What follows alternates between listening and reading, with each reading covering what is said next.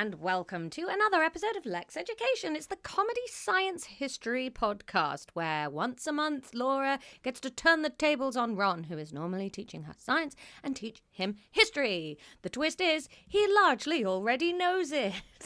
Yay! Welcome to Snackenborg 3. Hello, Ron. Hiya. Oh, how you doing? I'm okay. I feel like I'm ill again, and I was like, I was just ill, so I'm just kind of ignoring this one, you know? Yeah. Are you still filling yourself with vitamin C and D? Yeah, and actually, I wanted to start today's episode with what I think is a really unappreciated noise. So close your eyes, please, Laura. Okay. Did you hear that? Yeah. Sounded like Do you know what that was? Tiny maraca. No. 2 segments of an easy peeler getting peeled apart. Oh, a lovely bit of ASMR to start what's usually quite a screamy, aggravating podcast. I was just... Look, I get absolutely It's been a slow nothing... morning, has it, Ron? No, I was just... Well, it was a bit of fucking slow last 10 minutes waiting for you to sort your shit out. Yeah, my computer went haywire and I was eating trail mix. Yeah. No, I was opening up this easy peeler, thinking I personally get nothing from ASMR. If anything, I find it a little grating, but I don't have like a big reaction to it. But it's a good soundscape, a crisp, easy peeler. Yeah. I think I could go for ASMR that wasn't a video and was no human mouth noises. If it was different tappings and stuff, but I don't want to see the person on camera and I don't want them to whisper to me. Why do you want tapping? I don't know. Like, maybe that would trigger whatever it is that, you know, it's meant to trigger your brain to calm down or whatever, isn't it? Yeah, I don't know. It doesn't do anything for me. I've never tried it properly. And I hate it when people try and, like, intersperse it into other things. Like, you just see them, like you get it a lot in cooking videos where they'll be like, oh, and I'm using this ingredient, and then they just do a little tippity tap on the lid. It's up there with TikTok hand for things I hate. Yeah. I agree with you completely. And my I finished an audiobook yesterday and I was halfway through a level of plates as the audiobook finished. So I didn't stop it immediately, and quite often at the end of one it'll go, and based on your listening, here's a sneak peek of a book you might like. And it's been really hammering me to get the new Harry Potter production that they've been doing. Oh, the one, the full cast. The full cast situation. Which is such a fucking swizz. Sorry to do a tangent on a tangent. Because, like, when you see full cast, you think it's going to be the cast you know, not just random famous people. Sure. Honestly, I listened to about 4 minutes of it while I was finishing up my level. It is a nightmare, Ron. I played it to Tom, because I was listening to it and I was like twitching. There are so many sound effects in it that it was unbearable. Sound effects? Yeah. There were like random dogs barking, traffic noises. Kind of like the first few episodes of this podcast. That's exactly what Tom said. I played it to Tom because I was like twitching and feeling sick because it just annoyed me. I was like, you don't put an audiobook on to have the outside world pumped into your noise suppressing headphones. You blanket it all out and you zone in on one person's beautiful voice and they tell you a story, right? You don't anyway. And I played it to Tom and he was like, okay, I don't like it, but I'm not like in the fetal position on the kitchen floor like you are. He was like, it's a lot like how you used to do Lexx Education. And I was like, oh, my episodes, I still do. Oh, he's coming actually. He's bringing me banana bread and tea. Oh Just man, tea. I wish I had even one of those things. Why just tea? It's still very hot. The banana bread's still hot. Have you taken it out of the tin? Yeah. Oh. I'd eat hot banana bread. I'll go get you some, my lady. It's okay, you don't have to. No worries, my lady. I'll be right back. Ron would like some as well. I'll bring some for Ron. Ron needs to move back to Brighton before he gets banana bread in the middle of a Wednesday. So yeah, Ron, don't listen to it. It's bad for political reasons and it's a bad product. No, I wasn't going to. And yeah, I don't respect the people that are in it. No. Hey, on a more positive I note, do want to look at the cast though while you Ron, start talking. Yesterday, I was editing a 2 weeks ago episode, I'm a Wooden Trap, and in that video, I mentioned, Ron, that I was thinking of making my own trail mix, right? Going to Asda and just buying the separate bits that I like and putting them in. And it was such a coincidence that I happened to be editing it yesterday, the day I actually got round to going to Asda and doing that exact shenanigan. I don't remember talking about this trail mix thing at all. No, you largely ignored it at the time. I told you, and I don't know if you responded. You were too busy implying I was a scarecrow. You're a scarecrow? I don't remember that at all. From Bob the Builder. You simply must. We watched an episode of it mid-pod. Yeah, I mean, yeah, you are Pilchard. No, Pilchard's the cat. Pilchard's a cat. What's his name? Oh, Scarab or something? Bonky or something. Parsnip? I can't remember what he's called. What is his name? We simply can't do another episode about that fucking scarecrow. Lodi? Ruby? Lodi the Scarecrow. It's not that. I don't know. I don't know who half these people are. What, in Bob the Builder? No, in the Harry Potter full cast. Oh, no. I don't know or care. Oh, there's banana bread coming. Yes! And it has been slathered in chocolate spread. Thanks, Tom. The perfect post-workout snack. Post-workout snack. Post-workout snack. Thanks, Tom. Bye. I love you. I'll feed you later.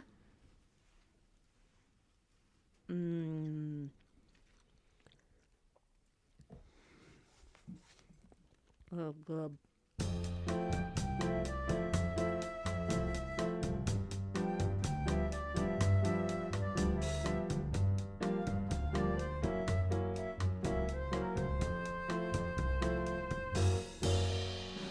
Okay, Ron has pointed out we should not pause to just have a meal mid.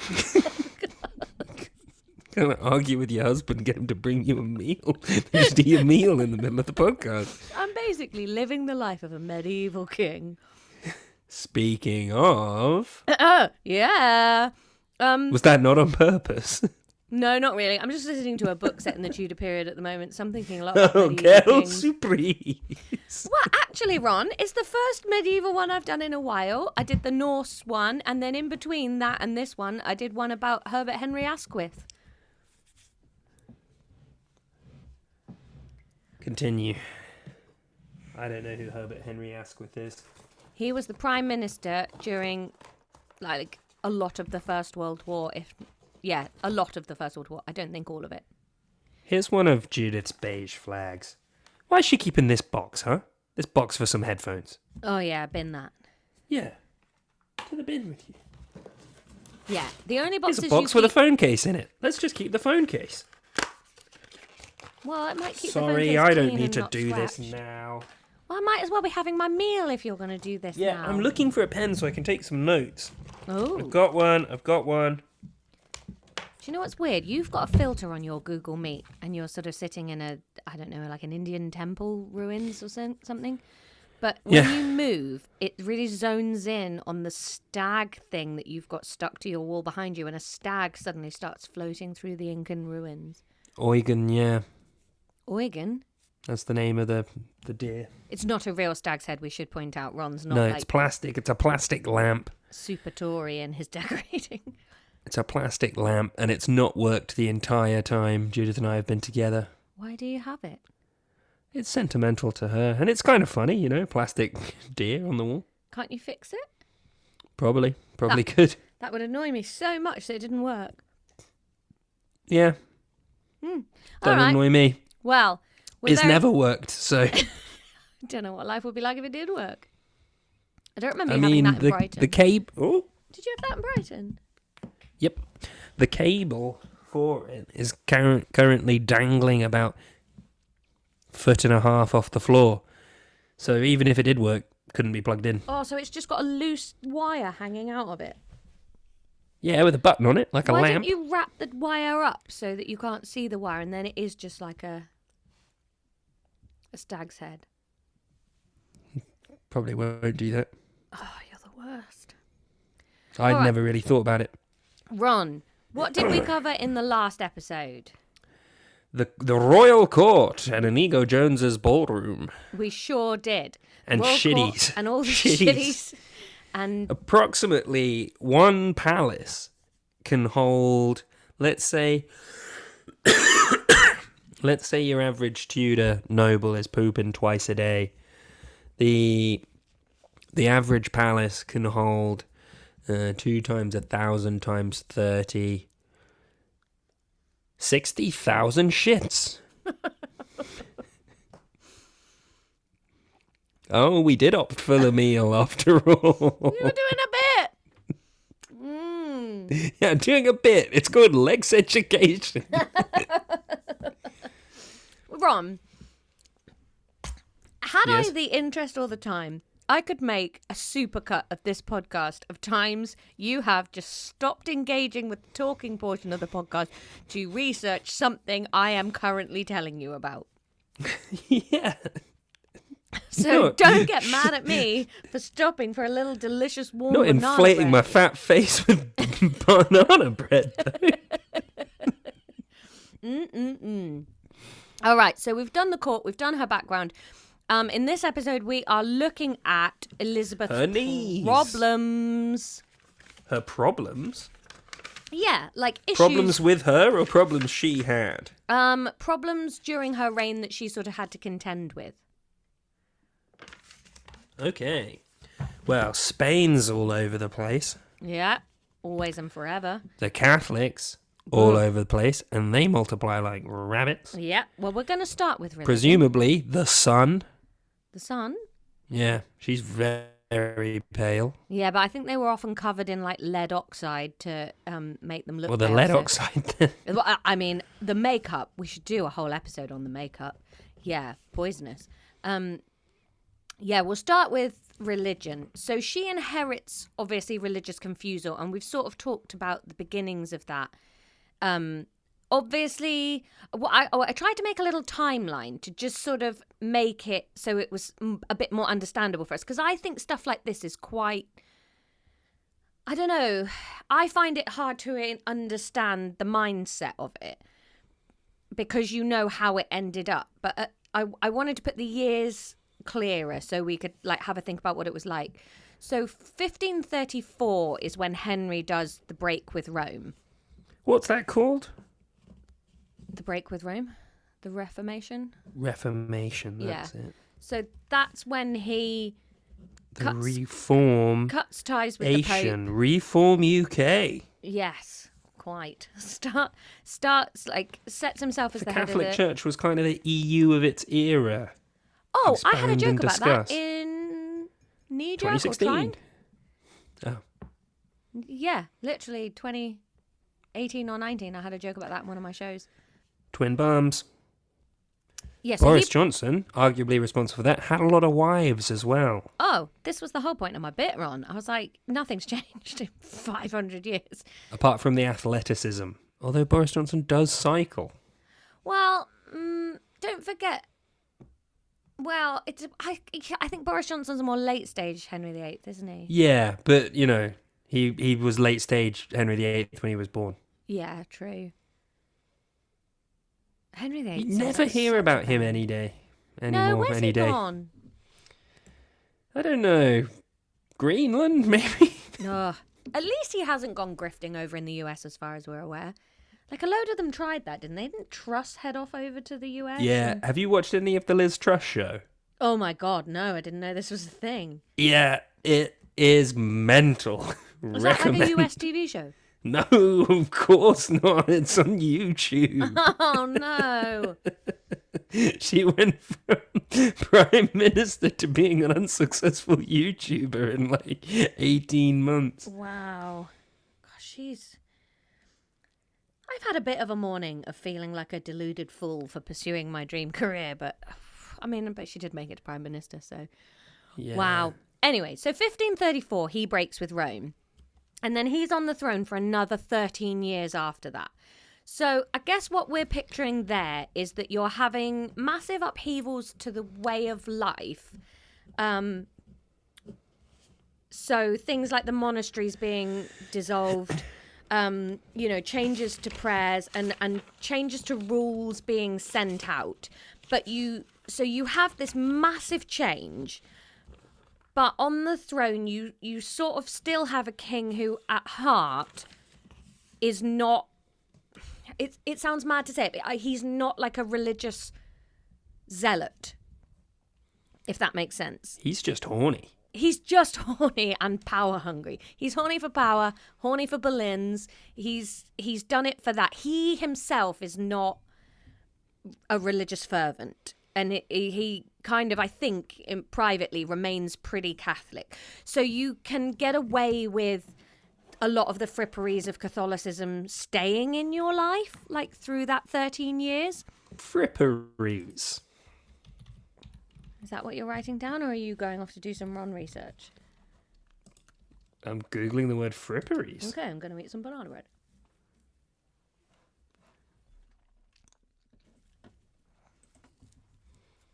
Frippery, showy or unnecessary ornament in architecture, dress or language.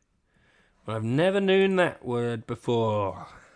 You never heard the word fripperies before? Nope. I like that word. Yeah. Well, there you go. You got some fripperies in there. So that's 13 years of that. Then you get, I've lost my notes. He explodes. His son, he dies a gouty death. Then you get his son, Edward, comes to the throne. Immediately, or did it take a while? No, I think he goes to the throne straight away. But does he have a regent, Edward, the whatever he was? Yeah, wasn't it Wolf Hall? Yes, during his reign Was the impetus behind everyone's favourite cartoon dog, Wolf Hall? No, Wolf Hall's like during Henry VIII's reign, I think. He's got rid of Cromwell by then. Sorry, Wolf Hall. So if I wasn't enunciating, he was the inspiration for Wolf Hall because the dog was teaching Ed what to do while he was a boy king. Then when Ed dies, the ghost of the dog haunts Elizabeth. My bad. There is a regency on it. It's Jane Seymour's older brother, and then John Dudley, Duke of Northumberland. Isn't there another Dudley kicking around? Yeah, Dudley goes on. That's the one that Elizabeth ends up like loving. Robert Dudley. They're probably related. They're all around, aren't they? Anyway, so he's only on the throne for 6 years. And then so you get a lot of Protestant declarations during this time. So he's the first born and bred Protestant. I'm a Protestant. Protest as much? I'm a Protestant. He's on the throne. There's a Protestant declarations. It's really good. This is really annoying you, isn't There's no it? banter to go with that, though, I don't think. That's just interrupting. Well. How the turntables. So you got 6 years of him. So you Bloody kind hell. of get, and I'm trying to think of this in terms of Brexit, right? So if you think like the break with Rome's in 1534, and you've got Henry making all these like massive changes, but the changes are sort of, they're a bit nebulous. They're sort of like, oh, right, so that's happened, has it? What does that mean? And Henry It's never a bit really... like if you heard, Asda wasn't owned by Walmart anymore, and then you're like, Asda's still there. Yeah. And you can sort of carry on a little bit as you were. But there are some big changes, like monasteries are changing and money's changing hands. They're not but like I think... fresh making the pizzas anymore at the pizza bar. Oh, I used to hate those. I hate that so much. What, you hated Friday pizzas? Yeah, I did. Why? I just did. There was always That's a one shame. pizza no one wanted, and you always had to have a bit of that. And it's like, what's the point of having one no one wants? Yeah, why are we buying the sweet corn and tuna one? Yeah, no one wants it. And it's not like it's got nutritional value. They're all shit for us. Let's just have all shit pizzas. Let's get all meat feast, but you have to respect the lady for grating cheese on top of them all. Yeah. And then it was The Simpsons and Robot Wars. Yeah. So, Laura, just Yep. some in-lesson feedback about how this is going. So, you see how you're always saying to me, I need to bring the zhuzh. Yeah. And then I'm like, no, you need to bring the zhuzh while I bring the facts. Yeah. But then when you bring zhuzh, I try and engage with zhuzh. You're not engaging with any of my zhuzh. I've mentioned Wolf Hall. I've mentioned I this just as went the into a warm-up nice thing. little reverie about sitting in the living room eating pizza. But that's not zhuzh on the lesson, you know? Well, my zhuzh for the lesson was Brexit, which isn't very zhuzhy, it's just sad. No, we're doing Walmart Asda. That doesn't work at all. Asda is Church of England. Walmart is the Vatican. Okay, so in Edward's reign, for the first time, you get spanked on the bottom if you bring one of your Asda bags for life to Walmart. Yes. Okay? And so there's Well, like... we don't really have Walmarts here. I think it's more if you bring your Walmart bag to Asda, but that's fine. Great. So if What about your Walmart club card? you turn up with your Walmart club card and your Walmart bag and you want some of those Walmart own brand sausages and they're not there on. And I imagine for the first year of that, you're really feeling pissed off. But 6 years is a long time. Like 6 years ago was COVID, you know? Life moves on. You get used to things. Ba-bam, ba-bam, you know? Yeah. Yeah. Then he dies. Real young baby. He's a baby and he's dead now. Mary good takes squirrel. the throne. She's on the throne and she's like, sorry, my dad was a cast iron lunatic. We're obviously going back to the true faith, the one religion, the religion we've all known forever. Bring out your Walmarts. We're getting reacquired by Walmart. And she basically goes, oh, the last 20 years didn't fucking happen. She spikes Okay. fairy, okay? And they're going back to Catholicism. And she's just, bam. So that was 19 years. What was happening 19 years ago? It was 2007. Lots of jeans and a nice top. I think Jeans and a Halter nice were top. around. We were doing that Soldier Boy dance, maybe. Yeah. I was just going to secondary school. I think it's real peak Top Gear. Yeah, we were finding the stick in our Christmas books. Yeah. Yeah. And fucking hell. Jeremy Clarkson's a farmer now. Exactly. James May is like a respected scientist, and Richard Hammond just doesn't exist anymore. No, Richard Hammond does. I had to watch a program with him and with Dad over Christmas. Oh no. He has a car doing up garage. He was cleaning it in the episode. Because one of the mechanics there's a hoarder and likes to keep stuff. So Richard Hammond got a skip, started throwing things out, but then the hoarding mechanic got in the skip and started trying to save things.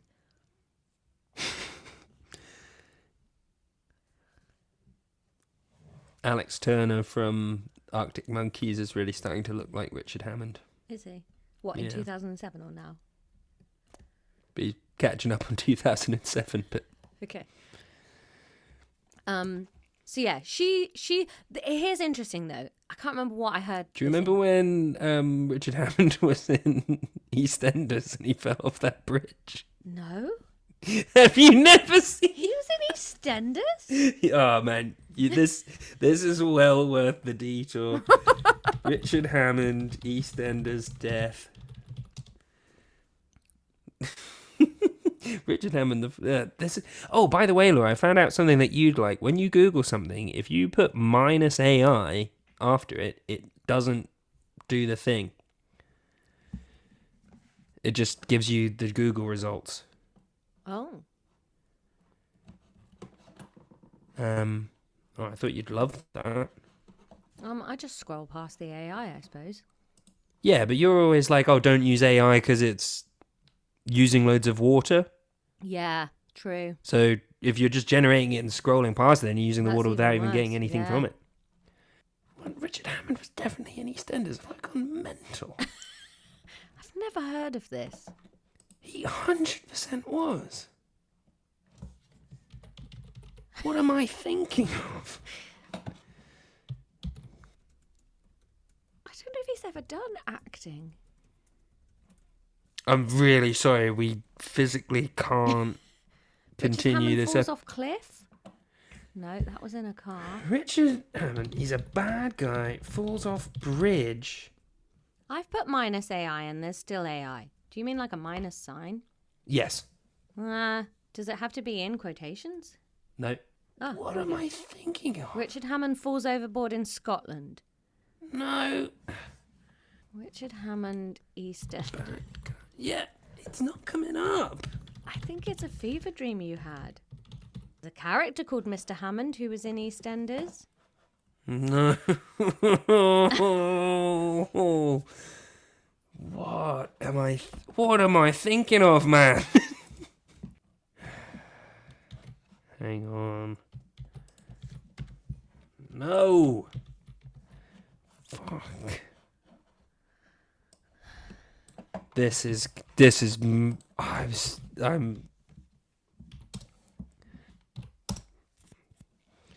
No, that's not what I'm thinking of. Someone in the Discord's gonna have to fucking figure out what I'm thinking of. No one can figure out what you're thinking I'm of. convinced. I would have, if I had to guess, I'd have said his name was Andy, and he was a bad guy in the EastEnders. He was like a bit of a gangster. EastEnders doesn't come up in any of his... No, I know. But then there's a really famous death scene where he falls off a bridge and he does a really naff scream while he's falling. Are you sure this wasn't for like comic relief or something? No, but that would be coming up. EastEnders, death scene, bridge, scream. Are you sure it's Richard Hammond? I really thought it was. Anyway, yeah, on the disc, I'm going to carry on. I'll be thinking about this, though. Discord, let me know what's going on. Killing Andy by throwing him off a motorway bridge. Yeah, okay, but it's not Richard Hammond. It's just the person. Sure, send me a picture of this person. Hang on. I guess it kind of does look a bit like Richard Hammond. I'll give you that. Yeah, sort of. He was portrayed by Michael Higgs. Yeah, I think that is what I'm thinking of. When I was a kid, I was 100% convinced that was the same man as the man that was on Top Gear. And I've thought my whole life Richard Hammond was in EastEnders. Wow, you learn so much about Elizabeth I and her problems on this podcast, don't you? Now, I hope I edited out a good chunk of that, but I would like people to be aware that that took us about 15 full English minutes. That was worth it, though. Decipher. I mean, I'll have truncated it to maybe 30 to 40 seconds, hopefully, of searching time. Wait, oh, hang on. Hold, please. They need to go on the journey as well. I cannot play them what's just happened, Ron. That's abusive. That is pushing this podcast from whimsically messy to just rude. Come on, he looks a bit like the hamster. Yeah, sure, yeah. But why that needed to be such a large segment of our show when I couldn't even eat a succulent Chinese banana bread? You did! I did! I ate You it ate while the you were whole busy. thing! So what are you complaining about? Yeah, he's saying- a bit Hammondy. I'm disappointed now. Now, Ron, I don't want to sound like you, but we're on the third line of my notes. Right, whose fault is that? Massively yours. I don't know why you're so giddy, but it needs to stop. All right. It doesn't need to stop, actually. It's fine. But we do need to carry on a little bit. So Mary, she's back in Catholicism, right? But there's interesting things with Mary, right? Because although she does revert it back to Catholicism, she sort of doesn't change the big things that made her more powerful. So she's still a Your Majesty. She doesn't go back to being a Your Highness. And that all stems from the split with Rome, like being sort of a vassal of God type thing. And yeah, she keeps a lot of the stuff that is good for her, but goes back to Catholicism on a lot of other things. Then she is on the throne for less time than Edward. So she's only there for 5 years, Ron. Oh. And then bam, Elizabeth's in, and it's back to Protestant. Oh. So in the space of 24 years, so from the millennium to now, pretty much, they've done Brexit, but then lived with like 13 years of, but will they trigger Article 51 or will they not? You know, that, do you remember that bit where it was like, oh, we've had the referendum, but what's going to happen? And there was all of that. Let's call that the Henry VIII bit.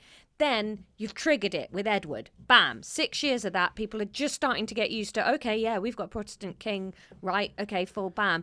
Then you get 5 years of that, and then bam, you're back in the EU. Oh shit, okay, back to normal. Everybody's got to like pretend and forget, blah, blah, blah. 5 years of that, bam, no, we're going back to this thing that you don't really know what it is because you only ever had sort of 5 or 6 years of it. And that was 5 years ago. We're doing that again. So she's inherited a mess. So they bring in the Act of Supremacy. I think you probably need to know that that's in 1558.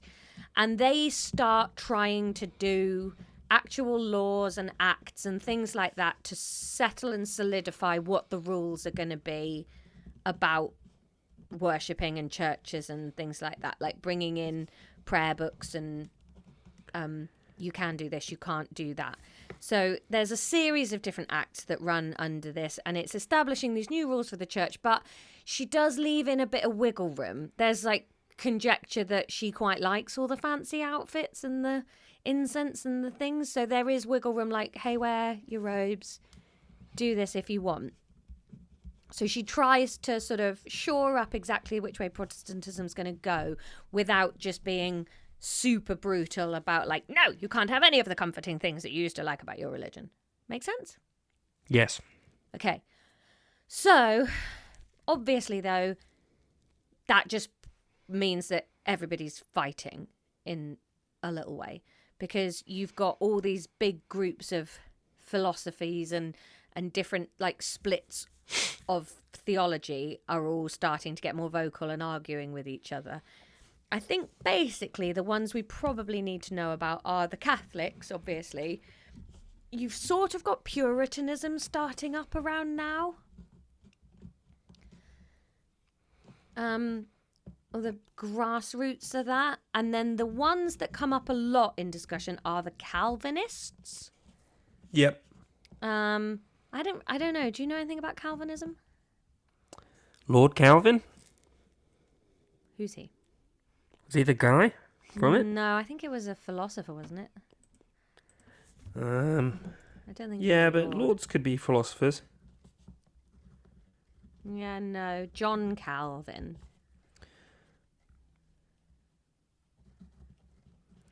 It's Oh, interesting the core to think- beliefs are tulip, total depravity. Humanity is inherently sinful and unable to choose God without divine help. It's interesting to think the ramifications this had on, in quotes, the New World. Oh, massively. Like, yeah, the US is basically, well, the sort of white inheritance from the UK and the Netherlands is the most extreme people. Oh, yeah, but I think the first settlers were like Puritans and Calvinists because they weren't getting the space Yeah. in Europe. Oh, yeah. A country absolutely invaded by psychopaths. Yeah, so Calvinism basically emphasizes, so it's the authority of the Bible, like going back to the Bible for answers, and sovereignty of God. So understanding the Bible based on God's covenants with people. So I think a lot of this, because a lot of it comes out of like the printing press being available, so people being able to read scripture, translating scripture into English for the first time. So it's about like not going to priests for answers. It's finding your own answers in the liturgy and finding, you know, having that connection. Calvinism is like, it's kind of like when people think they're doing their own research and then come out with really weird views, whereas actually if you get experts to sort of digest things, then you get a much more nuanced opinion of it. Kind of. I think that that's half an analogy, except that I don't really think these bishops and stuff were experts. I think they were just dudes that ended up because like you'd get given a bishopry for being a rich dude that was friends with the king. It wasn't like a religious calling. It was like, well, my older brother inherits the manor, my younger brother's gone in the army, I'm the priest one. Yes. I do think that probably like the whole religion was rotten to its core, and this probably did feel refreshing, not to go to an old lech and ask in a box what you should do and have him go, give me 50 coins. And you go, okay, and that means I get to go to heaven? Yes. Oh, okay, great. Yeah, that's fair. Yeah, anyway. So that's the religious background. She's trying with her like advisor guys to put out a little bit more actual guidance from the government about what's going to happen. But there's different warring factions. Then, Ron, you've got stuff just going on in the country. I think the first few, like maybe 10 years or so of her reign is pretty chill. And then you get a couple of economic factors that are difficult. There's a population rise in this period. So what might that do to the economy, Ron? You just seem so despondent now Richard Hammond wasn't in EastEnders. You told me to interject less. And you basically said, knuckle up and learn. So I'm making notes and I'm learning. Okay, I guess they have to feed the play babies. You back that and sigh more... you just did. I asked you a question and you went, Can we get some middle ground between I'm taking a 28-minute break to find out if Richard Hammond was in EastEnders and just sighing? No, there's no middle ground at all. Okay, cool. Good to know. Yeah, I guess you got to feed the babies and you got to look after the babies. And in those days, you got to pay for a lot of baby funerals. So. How else do you get people into a country that's not babies? Immigration. Yeah, and if you've got lots of immigration of adults, what can that do to the economy? Tear it apart. It can if you start spitting out propaganda about how shitty they are. So you get more people, so more demand for stuff, so higher prices for things. If you think about the wage-based economy here, you know, you've only got so much food. If you've got more people to feed them, the food's going to get more expensive. But then you've also got more people to work, so you get lower wages because there's a lot of people around, so people will accept work for less money. So you've got inflation and increase in prices. Okay. Bit of a problem. There's also things have gone a bit fucked up with the sheep, Ron. Oh, no. Ron! I'm writing sheep are going wrong. So the Wales is in bits. Well, sheep is like the main thing of the whole of, well, I don't think it was Britain at this point, was it? But England too. Wool is our main export, pretty much. One of our main exports. Yeah. Yeah. Well, I mean, you can eat a sheep and you can wear its fur. Great. You can't do that with a cow. You can as leather. That's not fur. It's hide though. Yeah, but you got to kill it. Well, you have to kill the sheep if you're going to eat it. Yeah, but you can get a lifetime's worth of fur off of it before you kill it. I don't know. I think you tend to eat sheep at about a year old, don't you? Well, now, yeah, because we eat lamb famously, but back then they were like eating old mutton from Bloody the Ditch. Bloody the Ditch. Bloody Is that the ditch. name of a sheep, or like no, that's the name ditch of the that runs ditch deep that with the blood sheep. because you've been slaughtering sheep over it? Yeah. Yeah, fair. Do you think toothless Tudor peasant who's terrified of fucking, I don't know, Pierre, who's moved in down the road? Presumably people didn't travel quite as far in those days. And then, you know, Flopsy the sheep, who's been mowing his whole life, dies, you think he's going to go, this sheep's over a year old. I'll just throw it away. No, he's going to eat that. Yeah. Probably use its leather too. Can you get sheep's leather? I literally can't see why not. Yeah, I guess you can make leather out of anything that's got a hard skin. I think you'd probably use it less because think There about must a be a reason cow. we don't. It's probably thinner, and also a cow. Think about a cow. You get one big bit of leather off that. Like that's how you can get a sofa out of a cow. You probably can't do that out of a sheep. Maybe 6 to 8 bicycle seats. Didn't think they had bicycles. No, they didn't. Was the bicycle invented after the car? Around the same time, I think. It's crazy, isn't it? Did you know bicycles, you're not pushing down on the spokes of the wheel like you are in a car. You're hanging from the top of the wheel. What? When you're riding a bike, the bike is hanging from the top of the wheel rather than pushing down on the floor.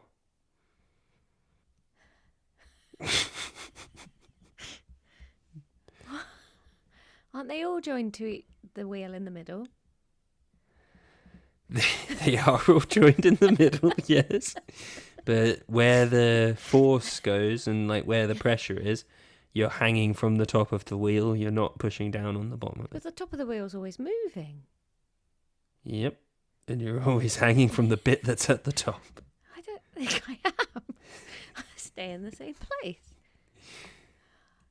Don't put science into the one bit of this podcast that I like. Shut up, Ron. Wool starts to get a little bit chopsy at this point. Tastes in cloth is changing, and industry has like popped up in Europe such that the demand for wool has dropped because they want like worked cloth now, not just raw wool. And the industry in Europe's better equipped to deal with that. We're at war with Spain. So that's a fuck up in the, that's all nasty. And yeah, there's basically, they all wanted like lighter cloths at this point. Wool's a bit old fashioned.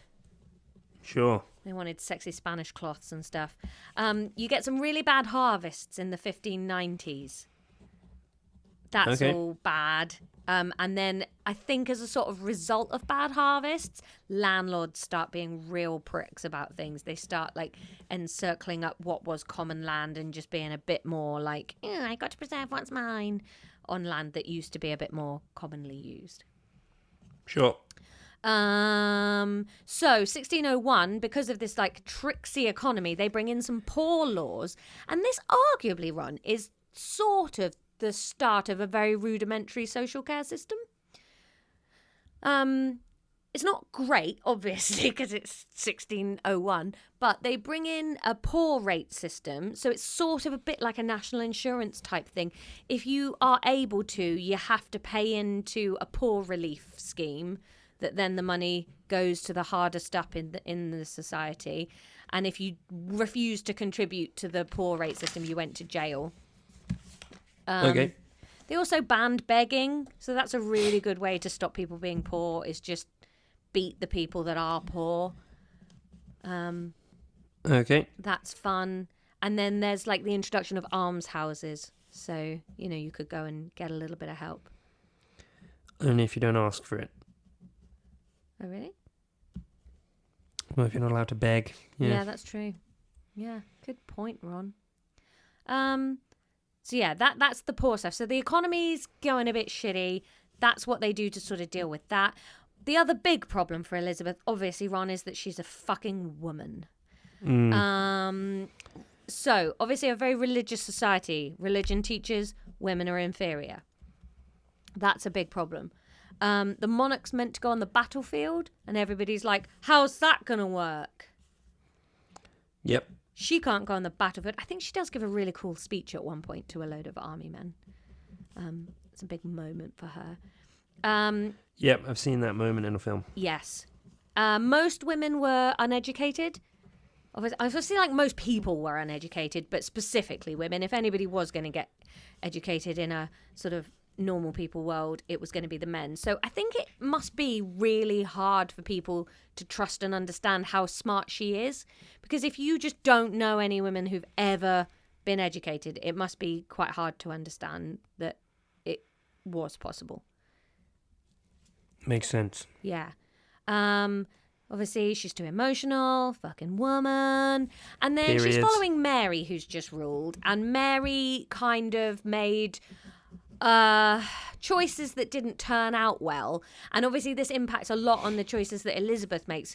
Mary married the Spanish king, which then instantly put her in a difficult position with power. And she'd like ceded power to the Spaniards, which should have been hers, and et cetera, et cetera. So pretty tricky.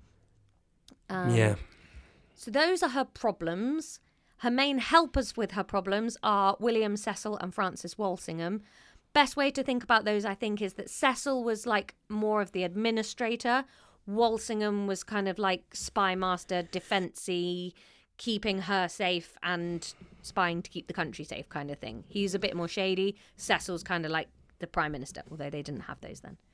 Yeah. Cecil's from quite a traditional landed noble Wait, family. what was his name? Bingham? Walsingham. Walsingham. William Cecil and Francis Walsingham. Oh, I know William Cecil. Ah, tiny horse. Walsingham's like a rude boy. Yeah, Walsingham's the son of a lawyer. He was like wealthy. He's not peasant, but he wasn't nobility. Rude boy. Mucks about. Bit silly. So then we'll just go through the ways that she dealt with these issues before we end today's episode. Are you still having a nice time, Ron? Oh, yes.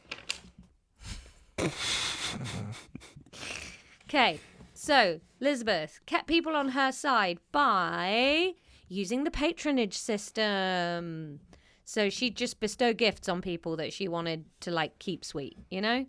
She was very carrot. Ooh, carrot. Ooh, carrot. Here, have an Abby. Ooh, have a little bit of Kent. Ooh, you know, that kind of business. Yeah? Carrot top. Okay. She was. Probably carrot bottom too. Does the curtain match the drapes? I owe it. There's just another example of the misogyny faced by female rulers. She was a very persuasive speaker. She's eloquent. She's speaking languages. She's super well educated. She was quite flirty, Ron. Yeah. Oh, God. She's very flirty. She'd stir up a bit of rivalry in the court, you know, turn people against each other. Okay. Sort of icing people out, bringing them back in, keeping people loyal. She could be quite strong. She's a lot of carrot on, but don't think that she wouldn't touch the stick if she needed to. I heard she never touched the stick, not even once. No, she did. Despite what you might have heard from a certain state and North state in America. Yeah, she'd put people in the tower if they weren't listening to her. She'd be like, get fucked in there. Bam. And then she also separated herself from Mary. So she did a lot of distancing herself. Like, oh, yeah, sure, Mary got married for love and did X, Y, and Z, but not me. I'm the Virgin Queen. Boo, boo, boo. And she was very good at just prevaricating on issues so that she didn't have to say yes or no one way or the other. Yep. And there you go, Ron. That's how she sort of muddled through. All right. Well, thanks, Laura. That's all right, Ron. That's the lesson. Fuck, what do you want? You told me to shut up twice. I did not tell you to shut up. You literally told me to shut up. Okay, cool. Good episode. Well, it was a great episode. I've made for 3.5 pages of notes. Mm-hmm. I did some good, quiet learning. Mm-hmm. No zhush. No. The zhush police shut it all down. Ron, and as you point out to me every single fucking time we record and it's the other way around, it's my job to say shut up and to try and keep the lesson on track. Your job is to keep bringing the zhush. No, I never Yes. tell you to shut up. You tell me to shut up. You call me a snot-nosed goblin with maggot brains. You call me like a festering piece of shit. You call me all sorts of things. That's not true. And it bounces off my duck-like back and I continue to make the podcast. Oh, because you've never had a sulky episode. So you admit you were sulking? Yeah, because you told me to shut up. Can you go and eat something? I've had lunch. I'll see you tomorrow for breakfast. Gilmore Me Softly with. Yeah, I'm so excited about that. I'm gonna Hopefully I'll be allowed to talk. Ruin it for you. You have to say the last line of the podcast when you can't sulk through the one bit that you are supposed to do. Laura, you're the teacher. You say it on these episodes. I don't say it on these episodes. Yes, you do. I You do literally not. do. Just You say have it on every single one of say them. it, have I? Yeah. No memory of that. Patriarchy down.